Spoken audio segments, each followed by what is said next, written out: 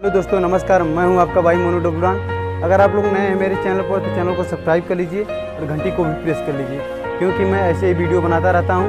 तो देर किस बात की, चलते हैं, स्टार्ट करते हैं। और वीडियो में कोई गलती हो गई है तो मुझे कमेंट बॉक्स में ज़रूर बताएं। तो धन्यवाद एंड लव यू।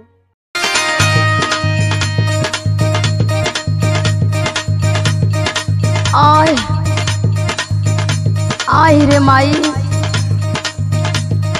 अरे लागत है कि जान चल रही दादा। अरे अरे अरे अरे अरे का भइल रे? चुपचाप सूते के तकाल लगरी पाड़ी माथिन सो करे रे। तू मरद हुआ कि बरद हुआ हो, तोहरा नहीं खे बुझात?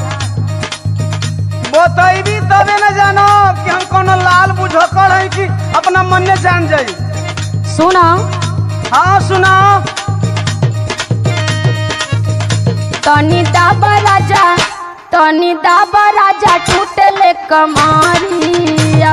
आइल लागत तू कमर के कमजोर बानी।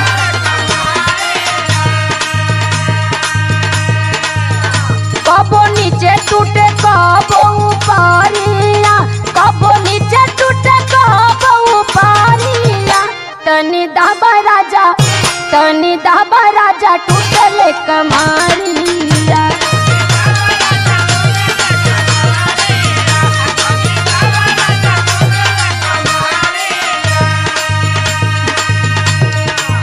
सही मेरे तोरा तोरा बुखड़ गइल बा। तुमके मजाक लगता?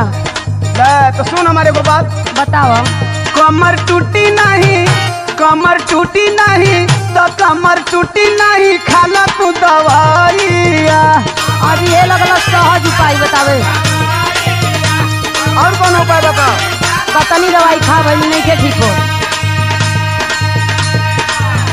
दिक्कत खाट करे लेट जो तू भूइया, दिक्कत खाट करे लेट जो तू भूइया। कमर टूटी नहीं वो कमर टूटी नहीं तो कमर टूटी नहीं, खाले तू दवाइया।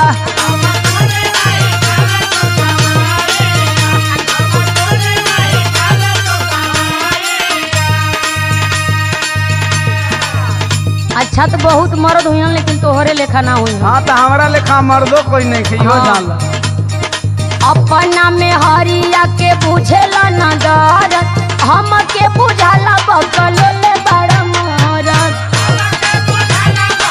बकलो रहती तो तोर बाबू हमसे तोर बियाह करता। तो हमार दर्द तो के ना समझ में आवत है।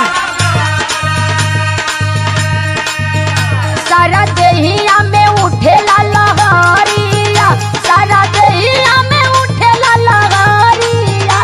तनी दाबा राजा, तनी दाबा राजा, तनी दाबा राजा, टूटले कमाइया।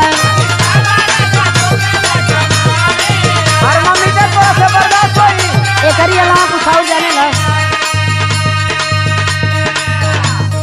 सही सही दुखता की करताली ढोंगावा, सुतही के बेरी कवनु पटल हरोगावा।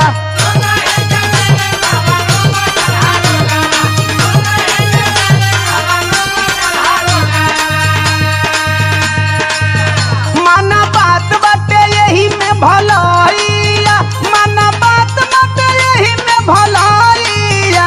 कमर टूटी नहीं, कमर टूटी नहीं, कमर टूटी नहीं, खाला तू दवाइया।